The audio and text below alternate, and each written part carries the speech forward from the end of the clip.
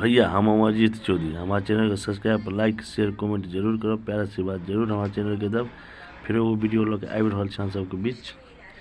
Lover से मिले ले गेली छौरी दिन के दोपहरिया में, लभर से मिले ले गेली छौरी दिन के दोपहरिया में। अमरजीतवा छौरा चुमा लेलको, अमरजीतवा छौरा चुमा लेलको बोरा बिछा के लहरिया में। अमरजीतवा छौरा चुमा लेलको बोरा बिछा के लहरिया में। नीतीशवा छौरा चुमा लेल बोरा बिछा के लहरिया में।